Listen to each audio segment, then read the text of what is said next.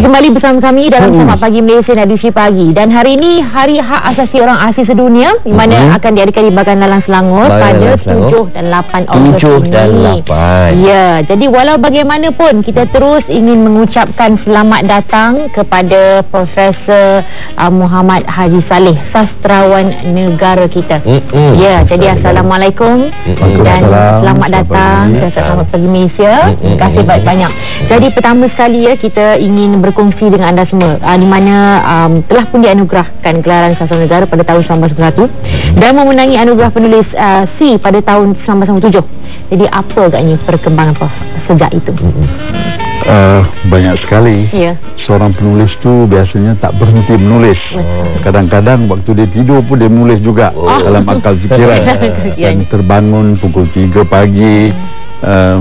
Ada beberapa perkataan yang mau dicatatkan dan dari itu dibina juga tulisan yang lain. Jadi ini suatu pekerjaan yang aneh. Ya. Orang lain boleh berhenti bercuti dari menulis daripada kerja. Pukul 5 shutdown. Ini tak ada shutdown dia. Dan kadang-kadang susah juga nak tidur.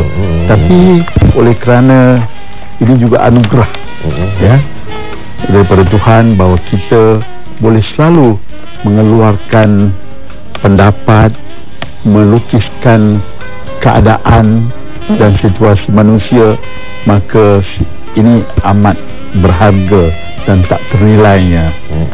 Itulah yang saya kerjakan beberapa tahun ini. Ada, kalau boleh cakap tentang diri sendiri, ada kita 50 buah buku sekarang ni. Jadi sebab itu saya kata tak tidur. Tak pandai tidur. Ya. Yang ada ni pun sebahagian daripada di hadapan kita ini. Kejap lagi kita dapat autograf. Boleh. Itu biasanya 10 sen kalau saya autograf tu. Murah aja. 10 sen je. Profesor Muhammad Haji Saleh, mungkin boleh ceritakan sejarah sedikit. Bagaimana ya pada suatu hari Profesor ni bangun pagi je sedar bahawa diri sendiri ni adalah seorang penulis dan terus tulis ke macam mana minat anda bermula ya? Sangat panjang prosesnya. Saya ingat masa saya sekolah lagi, saya ditunjukkan oleh Mr. Long Heng Hua, nama guru saya, sastra Inggeris yang minta saya menulis cerpen dan dia menyebut bahawa ini suatu cerpen yang baik dengan ada imajinasinya. Setelah itu saya pun terlupa. Setelah beberapa tahun saya masuk pertandingan esei yang dibuat oleh utusan kanak-kanak, saya ingat pada tahun 55 kalau tak salah saya. Pramerdeka. Hadiahnya RM5. Ya, RM5 lumayan dulu tak tahu. Boleh tahan lah. Boleh tahan. Boleh beli kasut kot. Setelah itu saya menang hadiah scholarship di Malay College, RM75 ni, Weiss and Butler Scholarship, berdasarkan pada tulisan esei, karangan imajinatif dan juga terjemahan. Dan seterusnya lepas tu adalah sikit-sikit dan salah satu hal yang membuat saya agak seronok ialah bahawa saya bawa penulisan ini kepada penterjemahan. Dan terjemahan itulah yang saya bawa barang-barang dan buku-buku sedikit pada hari ini. Dan dengan saya ini ialah Hikayat Hang Tuah. Ini bukan kamus ya? Bukan kamus. Ini mungkin di antara buku terbitan Malaysia yang terindah. Belum tahu bahawa terjemahannya terindah, tapi bukunya terindah. Dan kita cuba juga ITNM cuba melukis kembali peta perjalanan Hang Tuah. Kalau kita Steven boleh kita bantu untuk kita tunjukkan kepada penonton kita. Itu dia. Berat. Okey, ini dia. Wow, macam peta apa?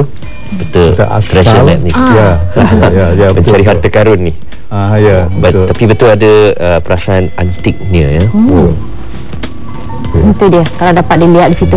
Baik, kalau kita lihat ya, di mana PROS ni telah banyak menghasilkan karya-karya yang telah diterbitkan dalam bentuk buku, artikel dalam jurnal, transkripsi, manuskrip, antologi dan juga translasi. Jadi perjuangan PROS ni lebih menumpukan kepada naskah terjemahan. Jadi ada sebab-sebab itu tu yang membuatkan Prof lebih memilih terjemahan pergi. Bangsa kita tidak terkenal sebagai bangsa ilmuwan atau bangsa sastra, sastrawan. Tapi sebenarnya kita di antara sastra terbesar di dunia. Saya kira kita lebih besar daripada sastra Netherlands. Pasti lebih besar daripada sastra Switzerland, Belgium dan lain-lain. Dan dalam 30 tahun kita akan menjadi bahasa keempat terbesar di dunia. Saya nak hubungkan dengan peringkat status bahasa dunia ini dengan apa yang diciptakan masa sekarang dan masa sudah. Salah sebuah karya genius bangsa Malaysia ialah Hikayat Hang Tuah yang melukiskan manusia ideal di zaman itu, dan juga banyak nilai-nilainya boleh digunakan di zaman sekarang juga, kerana nilai ini universal, boleh dihayati bukan saja oleh orang Malaysia tapi juga orang dari Switzerland atau dari Amerika Latin atau dari India, kerana nilainya adalah nilai yang baik yang dasar pada satu tamadun.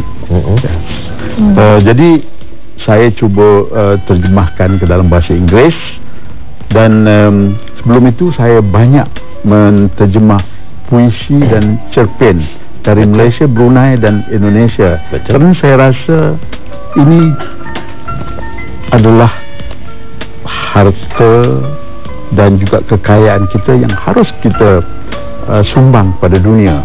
Seperti kita baca Shakespeare dalam bahasa Melayu, mengapa tidak orang berbahasa Inggeris membaca karya kita, dan juga tidak kecil jumlah ataupun rendah mutunya. Seperti yang Profesor katakan ya, telah banyak melakukan pendidikan yang pada awalnya fokus pada teori sastra Melayu dan sejarah pantun-pantun kumpulan bahasa dan sebagainya ya. Tapi kini pendidikan Profesor lebih menunjukkan minat pada bidang sastra dan juga isu-isu epistemologi. Mungkin Profesor boleh ulaskan sedikit kenapa balik kepada dasar ya. Saya rasa di zaman global ini orang sudah melupakan akarnya. Dia tahu pucuk, dia tahu bunga, tapi pokok tu dan akarnya sudah dilupakan. Dan bunga tak akan terbit yang cantik kalau tak ada akarnya. Dan saya sebagai seorang pengkaji, saya ingat berfungsi dan wajib mengkaji akarnya juga yang sedang dilupakan ini. Dan akar ini, akar pohon ini tak lebih rendah, tak lebih lemah, tak lebih kecil daripada akar oak di Amerika misalnya ya, ataupun buluh di negeri China misalnya. Jadi kita juga punya yang dasar, yang unik, yang tak dapat ditemui di tempat lain. Itulah tujuan saya. Jadi saya cari konsep alam orang-orang Malaysia misalnya, atau konsep sastra orang-orang Malaysia misalnya, yang berlainan sedikit daripada yang terlihat di Jepun atau Korea atau India. Ini yang asli dari kita. Ya, pastinya. Jadi walau bagaimanapun begitu menarik sekali ya kita dapat berbicara bersama sastrawan negara kita, Profesor Dr. Muhammad Haji Saleh, daripada anda untuk mendekati lagi naskah-naskah yang telah pun ditulis diterbitkan oleh Profesor sendiri. Anda boleh terus ke laman sawang, hanya typekan saja Profesor Dr. Muhammad Haji Saleh, pastinya akan ada laman sawangnya itu sendiri. Jadi apapun, kita ucapkan terima kasih yang tak tinggal kepada Profesor Dr. Muhammad Haji Saleh, sastrawan negara, pejuang naskah terjemahan. Jadi kita akan kembali selepas ini untuk kita bercakap tentang bahasa jawabangsa, logat baba. Logat baba. Jadi sediakan logat baba anda dan kita akan kembali selepas masa 9. Assalamualaikum dan salam satu Malaysia. Terima kasih pada semua dan juga rakan-rakan kita di Facebook. Bye.